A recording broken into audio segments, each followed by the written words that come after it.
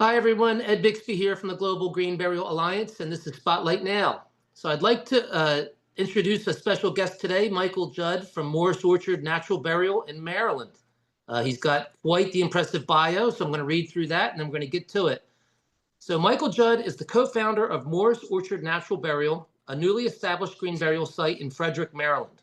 Michael has worked with agro-ecological and whole system designs throughout the Americas for over 2 decades, focusing on applying permaculture and ecological design.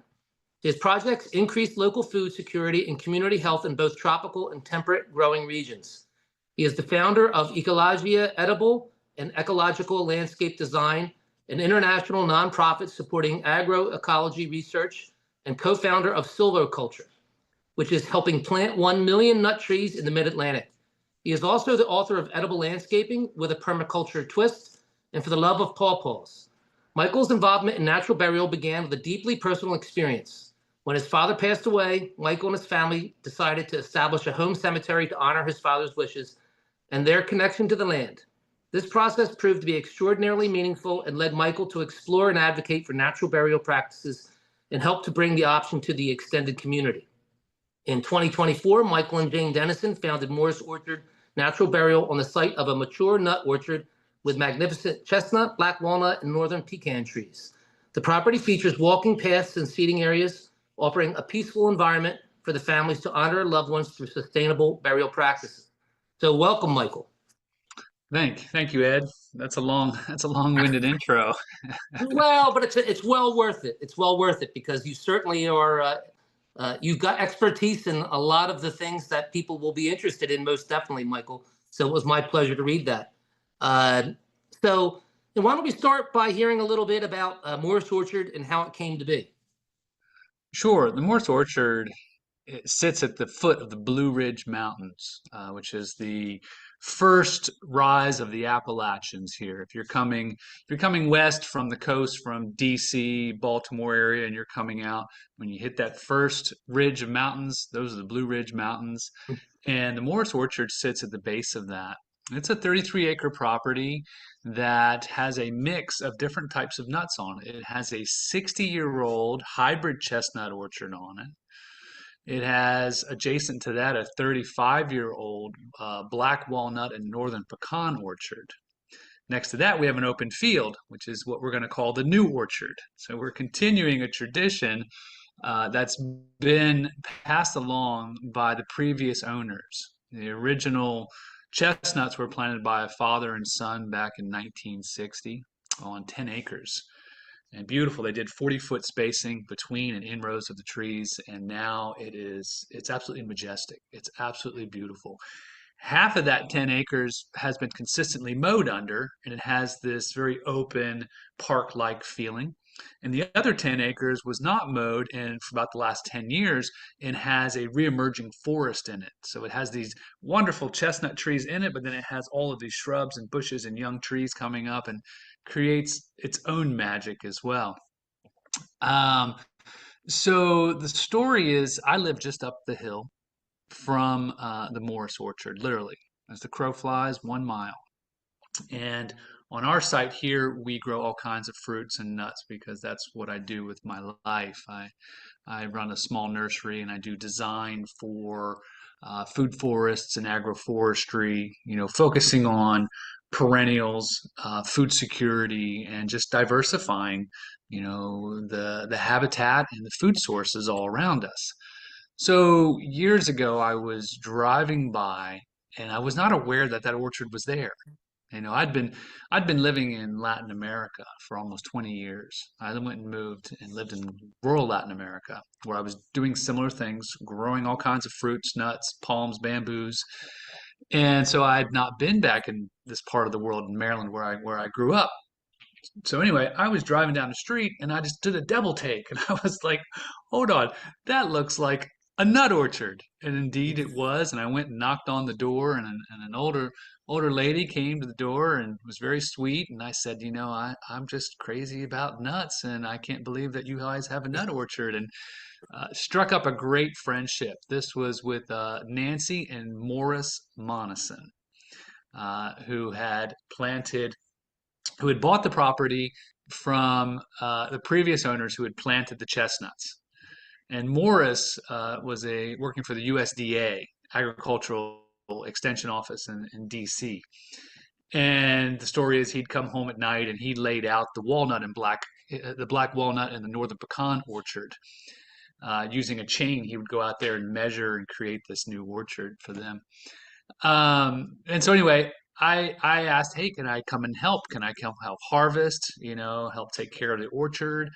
And so I started to do so for a number of years. And I would always kind of like they were in their 90s, and I was always kind of dropping, hey, if you guys ever sell this property, please, let us know first, et cetera, et cetera, et cetera. But that's not the way it happened. Morris ended up, dying, and Nancy had a fall, and she moved out west, and so I didn't even know all this. This all happened in the early part of the year, so it wasn't. I wasn't aware that the property was for sale. And as a long story short, many things convened to help us purchase the property, and that with the idea that we could create a natural burial site on it, because that's been something I've been working towards since my father passed almost 10 years ago now. And we did a home burial site for him, and I've done years of sharing how to create a home burial site and do home funerals, but realize that many people don't have that access to that or even the desire to do that. So how do we create a space, for everyone that wants this? And so I've been working toward that and purchasing this property to preserve the orchard, but then also in hopes to create this natural burial site on it. And so it was a real leap of faith, both economically and energetically, putting into this. And I'm glad to say that here at the very end of 2024, we are fully permitted and open on 7.5 acres of the orchard that we now call the Morse Orchard Natural Burial. That's wonderful. That's a wonderful story. And as in life, sometimes things are meant to be, whether or not you know it or not. So, Indeed. yeah, it definitely happens. And for our viewers to understand, I mean, so the exciting thing, Michael, is that you're located obviously close to some metropolitan areas like Baltimore and Washington D.C. but you can serve anyone. So how has the community's response been to this now that you've actually been permitted and taken over the property? Very good. There's already I'm impressed that there's already a community that is seeking natural green burial. And we've done a handful of events, and they've been well attended, and they've been attended by people who understand natural and green burial and are ready for this option, in their community, are quite pleased. So I'm really grateful for that. That's the first wave. Of course, everyone else is going to have to hear about what we're doing and learn more about natural and green burial and what it means for us and why our site is unique in many different ways. So, so far, so good. That's great. No, and I'm sure they will. And with that recreational aspect, and that they'll embrace that concept. I'm sure of it. So as far as the orchard's concerned, I'm sure that it sounds to me like it's a working orchard. So what are your plans as far as the orchard and harvesting the nuts and all that? What is the vision for that portion of it? Well, we intend to do an annual memorial chestnut roast. The chestnuts, being the main thing that are harvesting and being used currently there. Fall in later September, early October, and we've been harvesting them and doing chestnut roasts outside of the orchard, but now we're gonna house it all in one. So that's our intent, is to be able to share them with the extended community and build community through events like the chestnut roast and other seasonal events, solstice celebrations, equinox celebrations, really a space that is for the community to come and gather for different types of events. You could get married there. You could come and host a women's circle or a men's circle. Come and do photography or music. Really want this to be a community space where people you not only feel welcome but participate in utilizing the uniqueness of this space because it is absolutely beautiful to be in. Yeah. It absolutely sounds like it too, Michael. And you're spot on with the fact that these spaces truly are for the living. It's the final statement in the life of one that chooses to make the final resting place. But the living embrace the concept. So I think that's a wonderful vision. Uh, Let me ask you. So with the burial plants, do you plan on planting more trees? Do they become part of your process? Absolutely. I'm always planting trees. So the mature chestnut orchard is sort of fixed in that sense where we're not really planting new trees. The same with the walnut and persimmon, no, sorry, the walnut and pecan orchard. But adjacent to those is a beautiful meadow that's part of the natural burial site. The 7.5 acres straddles the chestnut, the walnut, and the open meadow. So we have these great opportunities to work in each. In the open meadow, we're calling the new orchard, and that's where we're coming in and planting more fruits and nuts, and also plotting that area. Obviously, that has more space for burials in it, especially as when we put in the trees really young, there's plenty of room. But ultimately, the planting pattern in there will create an orchard in the long run. Wow, that's really cool. And I think what the viewers should understand is that probably the next 5 to 10 years would be the most exciting, in my opinion, because when you do projects like this, and as you start to progress and do the plantings, you can kind of watch it go through Mm. its natural process. So I think that is really exciting for the community. Um, so let me ask you this, Michael, just for the viewers' sake. How far are you when it comes to like distances so people can conceptualize from, let's say, Baltimore Mm. or Washington, D.C.? We're equal distant from both. If you sort of created a triangle, we're about 45 miles from both. It's a wonderful location in many ways, and it's become popular because of that as well. Traditionally, Frederick is a very beautiful area, both ecologically and historically, and it's being known about now, and it's growing rapidly, but it has that nice balance of the mountains and the woods and a lot of open space, but not being too far from some of those metro areas. Right. No, it sounds absolutely beautiful. I must come down and visit you one day. If I was to ask you, what has been the most rewarding and memorable part of this journey, establishing Morse Orchard? I mean, is there something special that you'd like to share about the process? Well, I don't know about the process. The process was quite challenging, but ultimately, it worked out. There was a lot of learning curve for myself and for the county, this being the first natural burial, green burial site. Um, so, just the fact that we were able to accomplish that feels good.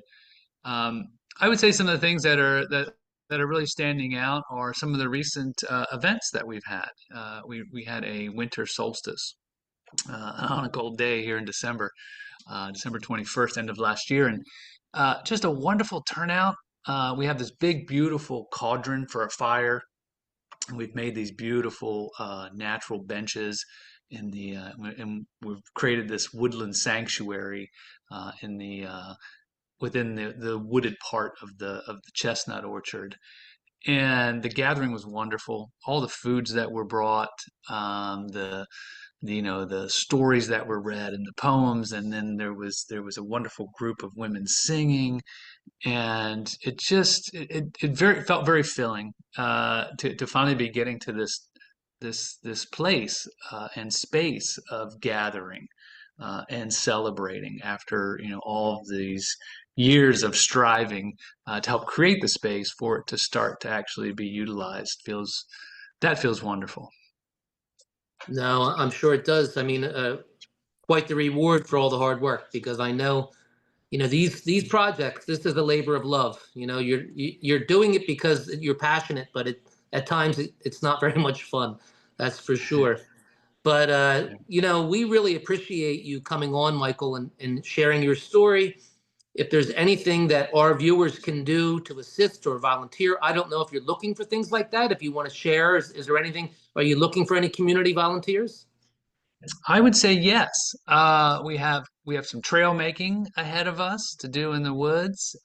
We've got lots of trees that we're mulching, and that's sort of on one level. On another level, maybe coming during services to help us, with parking, maybe help us, with lowering if that's what you're called to do. We certainly encourage and hope to have a community of volunteers at the Morris Orchard. So yeah, if you're interested in that, please drop us an email. Our website is morrisorchardnaturalburial.com, and through there you can sign up, for our newsletter, send us an email, whatever you're inspired to do, you can find us there. Wonderful. Well, thank you, Michael. The Global Green Burial Alliance really appreciates all the good work you've done, and certainly we will support your endeavors. And great, good luck, and please do keep us posted as to changes. We appreciate it. Yeah, thank you, Ed. Thank you, everyone. Bye. Thank you, Michael.